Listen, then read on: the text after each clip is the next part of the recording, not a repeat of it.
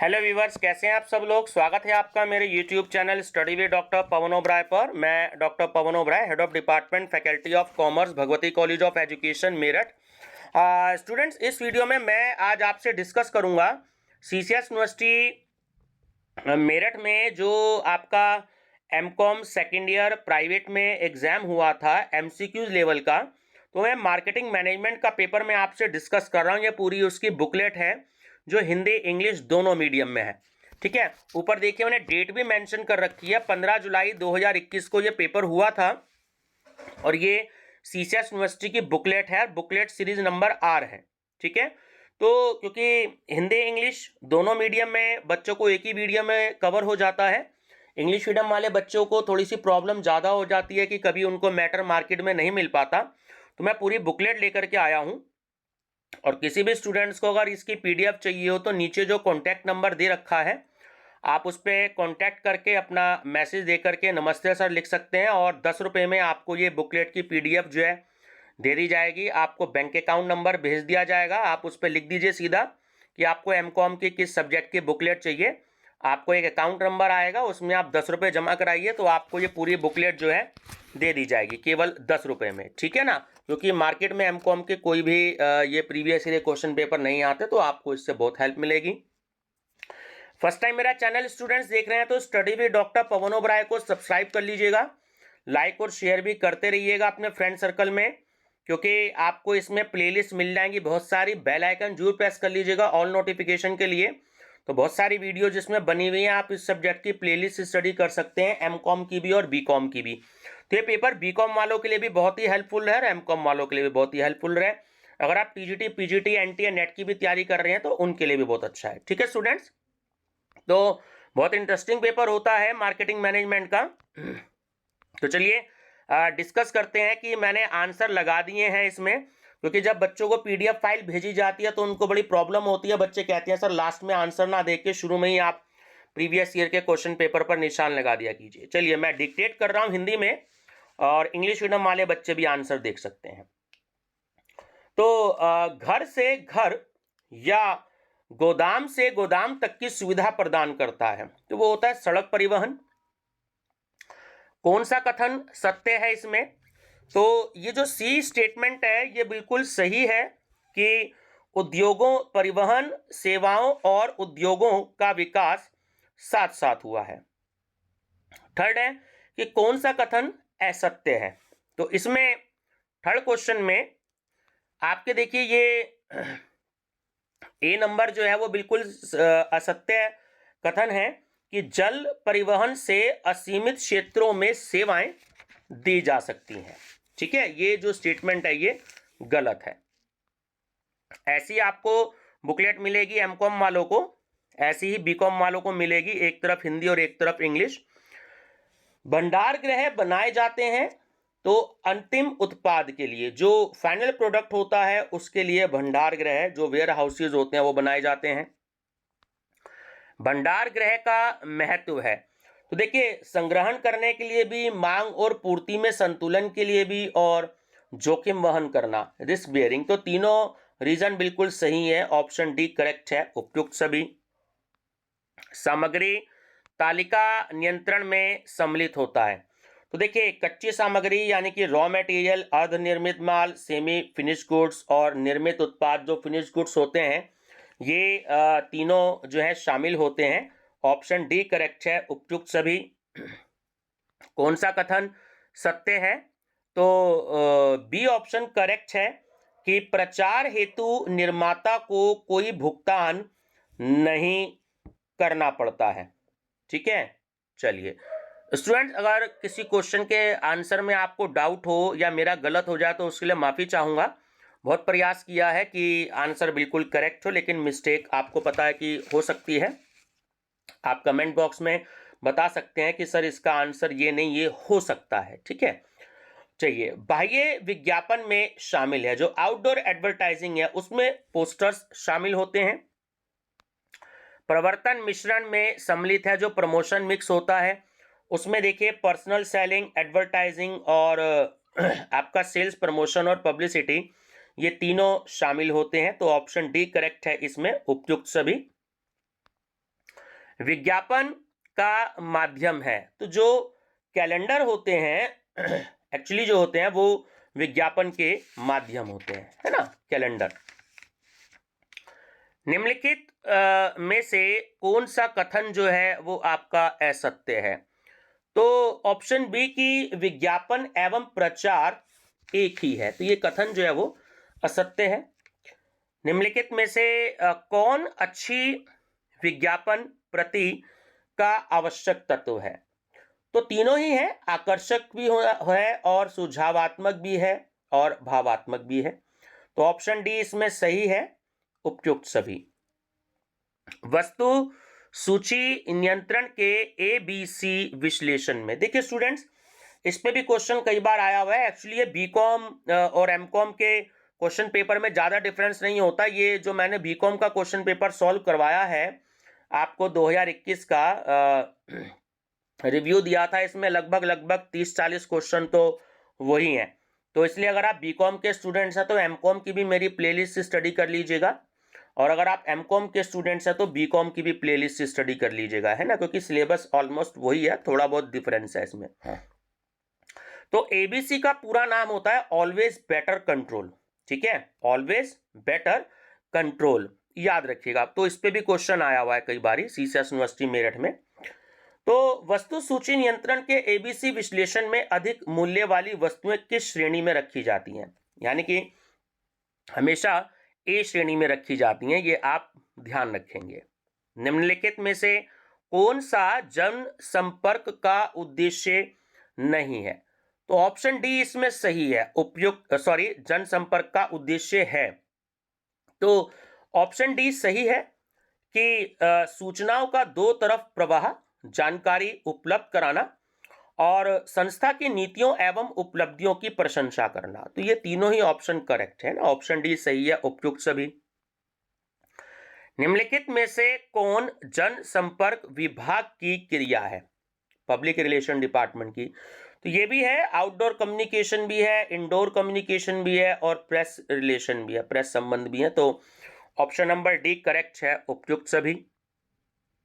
नमूनों का मुफ्त वितरण सम्मिलित है, तो ऑप्शन नंबर ए सही है, उपभोक्ता संवर्धन में जो कंज्यूमर्स प्रमोशन होते हैं, ठीक है, सही आंसर है आपका ऑप्शन नंबर ए। कौन सा कथन जो है वो अधिक सही है? तो ऑप्शन सी की विक्रय संवर्धन व्यक्तिक विक्रय एवं विज्ञापन में सहायक है। तो ऑप्शन सी जो है वो करेक्ट है इसमें।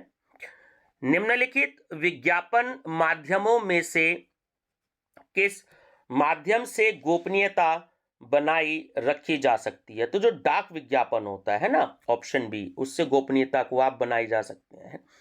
विक्रोपरांत सेवा जो आफ्टर सेल सर्विस होती है, बड़ा ही इंपॉर्टेंट पार्ट होता है मार्केटिंग का, तो वो किसका हिस्सा होता है? वो सेल्स प्रमोशन होता है। आप सब जानते हैं कि जब हम कोई प्रोडक्ट परचेज करते हैं, अगर वो खासकर जो कॉस्टली प्रोडक्ट होते हैं, अगर वो खराब टाइम से पहले अगर वो कुछ उसमें खराबी हो जाती है तो हम दुकानदार से पूछते हैं कि भाई इसकी रिपेयरिंग तो हो जाएगी ना टाइम से, अगर कोई प्रोडक्ट खराब हो जाता है। जैसे मान लीजिए हमने एक CFL ली और वो 150 रुपये की है, तो उसकी 1 साल की गारंटी होती है, वो डेट डाल के देता है आपको, है ना। अगर वो 10 महीने में 8 महीने में ख़राब हो जाए, जिस डेट में आपने परचेज करी है उससे ठीक 1 साल पहले तक अगर ख़राब हो जाए तो हम तुरंत उस दुकानदार पे जाते हैं तो उस CFL को चेंज कर लेते हैं। तो सेम वही चीज़ है, आफ्टर सेल सर्विस, है ना, बहुत ज़रूरी होता है मार्केटिंग के लिए। WWW का मीनिंग आप सब जानते ही हैं, world wide web, option number C correct है। विपणन का क्या लाभ है? तो तीनों ही देखिए तीनों को होता है, उपभोक्ताओं को भी होता है, व्यवसायियों को भी होता है, निर्माताओं को भी होता है, जो मैन्युफैक्चरर्स होते हैं उनको भी होता है। तो डी करेक्ट है, उपयुक्त सभी को। विपणन जीवन स्तर प्रदान करता है, बहुत ही मोस्ट इंपॉर्टेंट क्वेश्चन है, तकरीबन हर साल पूछा जाता है। तो ये स्टेटमेंट किसका है ना, यानी परिभाषा तो ये पाल मजूर की है, ये TGT PGT NTA नेट सब में आया हुआ है क्वेश्चन, तो बहुत इंपॉर्टेंट है। व्यवसाय के लिए विपणन है, ये भी बहुत इंपॉर्टेंट है, कई बार आया हुआ, तो अनिवार्य होता है, कंपलसरी होता है। विपणन व्यय भार है, तो देखिए ना तो वो उपभोक्ताओं पर होता है, ना व्यवसायियों पर होता है और ना ही उद्योगों पर होता है। तो सही आंसर है कि उपयुक्त में से कोई नहीं। निम्नलिखित में से कौन सा कथन जो है वो सत्य नहीं है? ऑप्शन सी कि विपणन जो है यानी मार्केटिंग एक उत्पादन प्रक्रिया है ना, ये कथन सत्य नहीं है। विपणन अवधारणा व्यवसाय का दर्शन है। देखिए ये भी बहुत इंपॉर्टेंट है, कई बार ये पूछा गया है। जॉन ई वैकफील्ड इसका आंसर है, ध्यान रखिएगा, उन्होंने ये स्टेटमेंट दिया है। विपणन अवधारणा का महत्व है तो देखिए वो प्रोड्यूसर्स के लिए भी होता है, सोसाइटी के लिए भी होता है और कंज्यूमर्स के लिए भी होता है, तो ऑप्शन डी करेक्ट है, ऑल ऑफ द अबव। विपणन अवधारणा है तो देखिए विपणन अवधारणा जो है वो कंज्यूमर ओरिएंटेड भी होती है, सेल्स ओरिएंटेड भी होती है और प्रोडक्शन ओरिएंटेड भी होती है, तो ऑप्शन डी सही आंसर है उपयुक्त सभी। निम्नलिखित में से कौन सा कथन सत्य है? तो ऑप्शन नंबर जो ए है वो सही है कि selling is a component of marketing concept, विक्रयण विपणन अवधारणा का अंग है। ठीक है, बहुत इंपॉर्टेंट है। मैकार्थी के अनुसार विपणन मिश्रण के पी हैं, जो मार्केटिंग मिक्स है वो मैकार्थी के अनुसार देखिए 4 हैं, प्रोडक्ट, प्लेस, प्राइस और प्रमोशन। हर साल ये क्वेश्चन बीकॉम और एमकॉम में आता है, ये बात आप ध्यान रखेंगे, रट लीजिएगा इस क्वेश्चन को बिल्कुल। विपणन मिश्रण ज्ञात किया जाता है, जो मार्केटिंग मिक्स होता है उसका पता सिर्फ उपभोक्ताओं की संतुष्टि के लिए लगाया जाता है, ठीक है, जो कि हर एक कंपनी के लिए बहुत जरूरी होती है। विपणन मिश्रण रहते हैं, देखिए विपणन मिश्रण जो होते हैं, मार्केटिंग मिक्स जो है वो हमेशा बदलते रहते हैं, कभी भी वो एक जैसे नहीं हो सकते। हर किसी कंपनी का मार्केटिंग का तरीका जो होता है वो अलग अलग होता है, ठीक है, मेडिसिन की कंपनी का अलग होता है, ठीक, बुक्स के जो पब्लिकेशंस होते हैं उनका अलग होता है, तो हर एक कंपनी के लिए अलग अलग हो सकता है, सब कंपनियों के लिए एक रहे जरूरी नहीं है। निम्नलिखित में से कौन सा कथन जो है वो सत्य है? तो तीनों ही बिल्कुल सही है कि विपणन मिश्रण उपभोक्ता अभिमुखी होना चाहिए। विपणन मिश्रण सदैव बदलता रहता है, ये अभी हमने लास्ट क्वेश्चन में स्टडी किया। विपणन मिश्रण व्यवसाय के प्रत्येक क्षेत्र के लिए आवश्यक है, ये भी बिल्कुल सही है, तो ऑप्शन डी करेक्ट है, उपयुक्त सभी। तो तीनों स्टेटमेंट बिल्कुल सही है। विपणन मिश्रण की आंतरिक शक्तियां हैं, तो देखिए वो कंपनी संसाधन भी हो सकती है और वो विपणन मिश्रण भी हो सकते हैं, तो ऑप्शन सी करेक्ट है कि ए और बी दोनों। ये क्वेश्चन 35 नंबर भी बहुत बार आया है कि पर्यावरण में एक ही चीज स्थायी है और वो है परिवर्तन, तो ये कथन किसने दिया था? एल्विन टॉफलर ने, बहुत ही मोस्ट इंपॉर्टेंट है, हर साल आता है। सूक्ष्म पर्यावरणीय घटकों पर विपणन प्रबंध का नियंत्रण होता है, हाँ बिल्कुल होता है, ठीक है, ये भी कई बार आया है क्वेश्चन, इंपॉर्टेंट है। विपणन पर्यावरण के मूलभूत अंग हैं, केवल देखिए 2 होते हैं, माइक्रो और मैक्रो, है ना, तो ध्यान रखिएगा। निम्नलिखित में से कौन सा कथन जो है वो सत्य है? तो ऑप्शन डी सही है कि विपणन पर्यावरण बृहत हो सकता है, ठीक है, विपणन पर्यावरण सूक्ष्म हो सकता है, विपणन पर्यावरण में होने वाले परिवर्तन फर्म के लिए खतरा है, तो तीनों स्टेटमेंट जो है वो बिल्कुल सही है, ठीक है, ऑप्शन डी करेक्ट है, उपयुक्त सभी।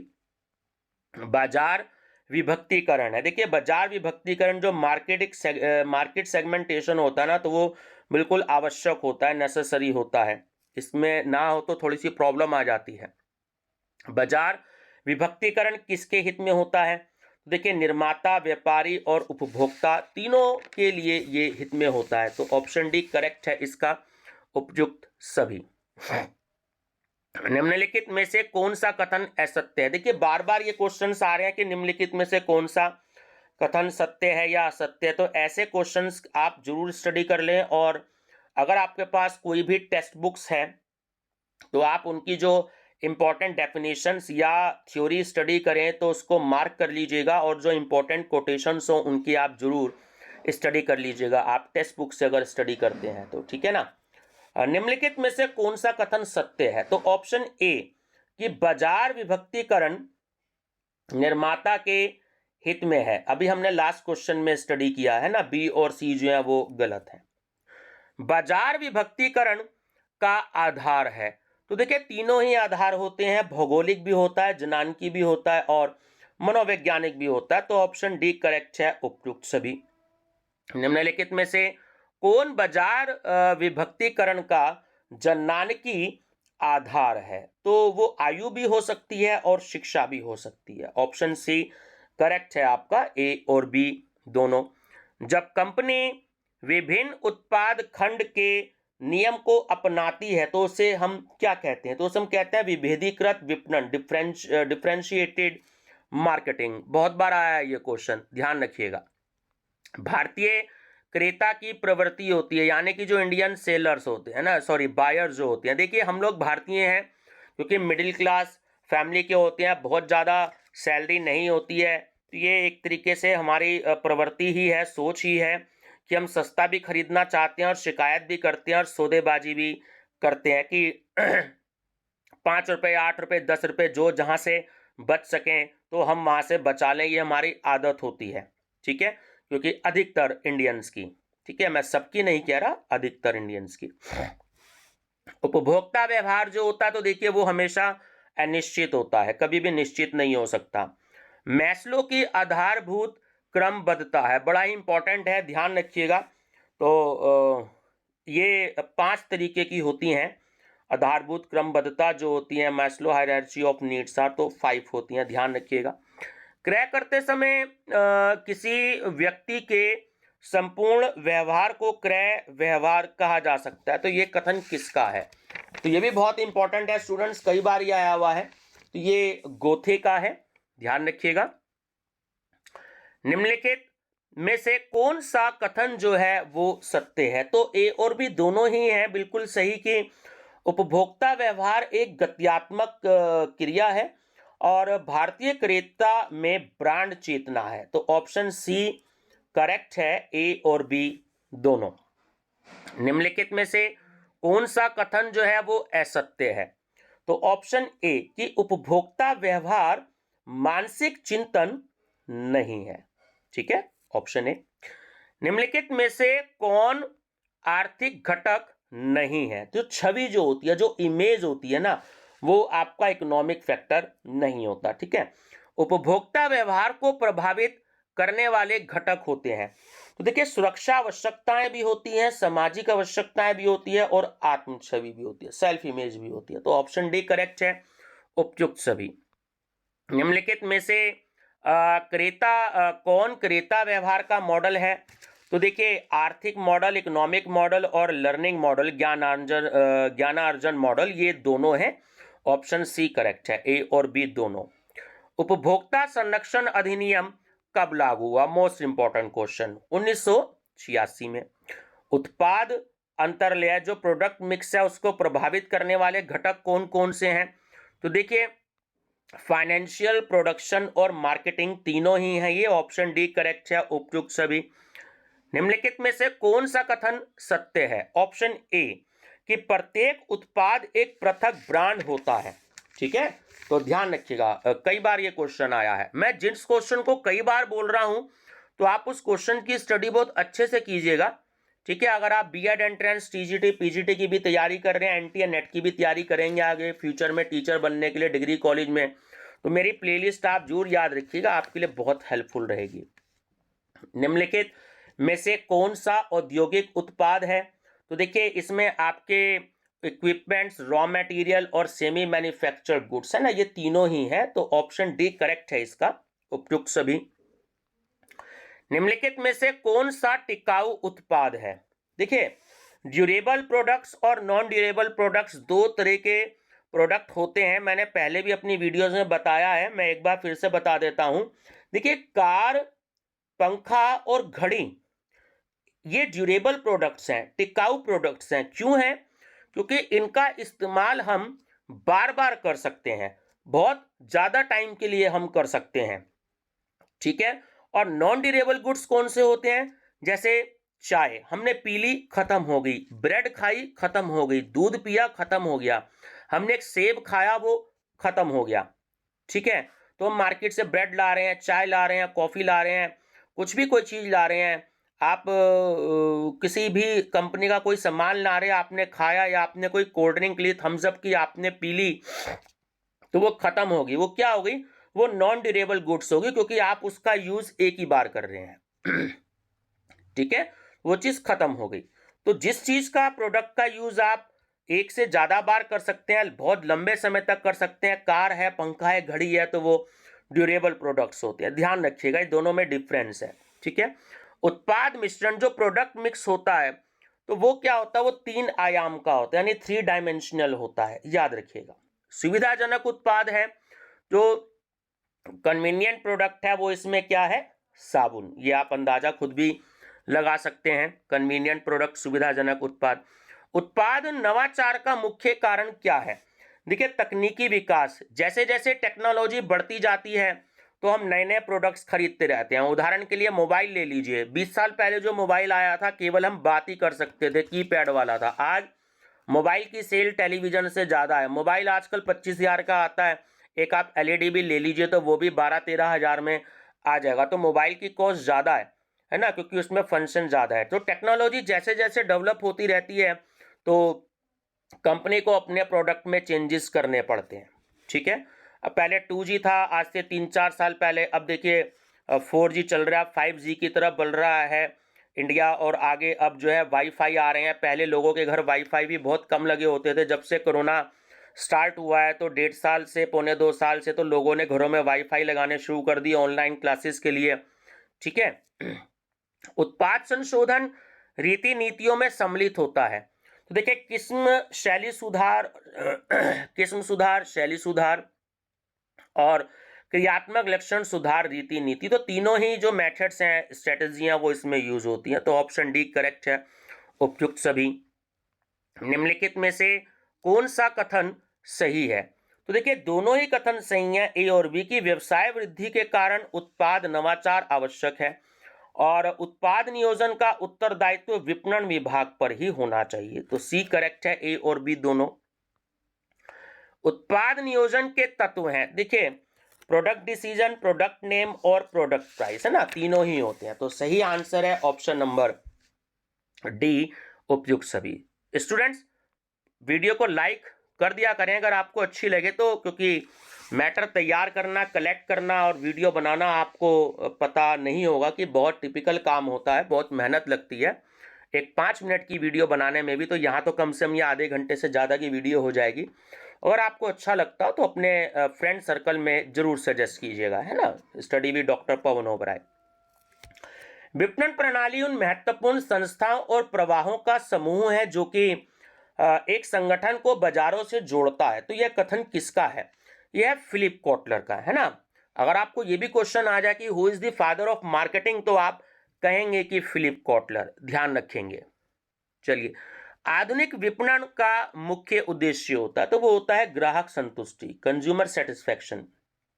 अच्छे ब्रांड की विशेषताएं हैं, तो देखिए सारी हैं कि नाम भी शॉर्ट में होना चाहिए और मेमोरेबल यानी कि याद रखने वाला भी होना चाहिए और आकर्षक भी होना चाहिए। तो ऑप्शन डी करेक्ट है, उपयुक्त सभी। सबसे अधिक व्यापक क्षेत्र है, तो देखिए जो पैकेजिंग का होता है वो सबसे अधिक व्यापक क्षेत्र होता है इन तीनों में से।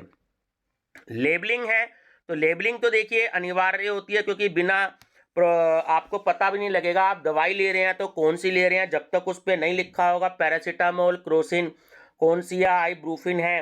कोल्ड ड्रिंक आप ले रहे हैं, थम्स अप ले रहे हैं, पेप्सी ले रहे हैं, कोको कोला ले रहे हैं, तो लेबलिंग से ही आपको पता लगेगा। कोई भी प्रोडक्ट लेते हैं तो उस पर जो लेबलिंग होती है उस पर बहुत सारी जानकारी होती है, तो वो अनिवार्य होता है।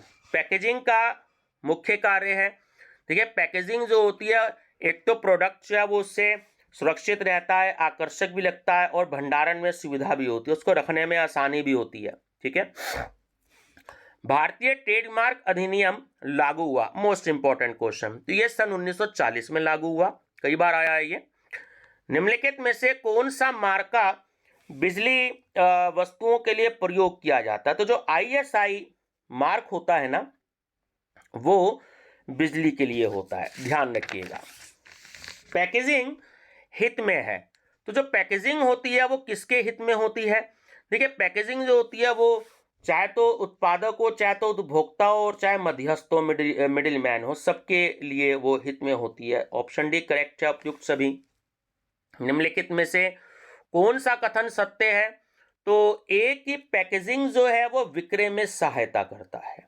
ठीक है, उत्पाद जीवन चक्र किसी उत्पाद के विक्रय इतिहास की विभिन्न अवस्थाओं का जानने का प्रयास है। स्टेटमेंट किसका है? यह है फिलिप कॉटलर का। ठीक है, अब क्वेश्चन नंबर 76 जरा इसके बारे में बहुत ध्यान से समझ लीजिएगा कि उत्पाद जीवन चक्र की, प्रोडक्ट लाइफ साइकिल की अवस्थाएं कितनी होती हैं।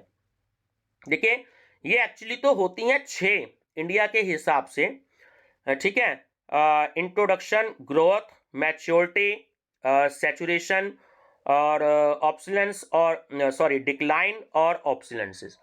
तो एप्रेशलन बोलते हैं इसको, ऑब्सोलेंस को हम, कि जब कोई प्रोडक्ट चलन से बाहर हो जाता है, जैसे कि आजकल 10 पैसे के सिक्के नहीं चलते हैं, 25 पैसे के सिक्के नहीं चलते हैं, 50 पैसे के नहीं चलते हैं, तो ये सब चलन से बाहर हो गए।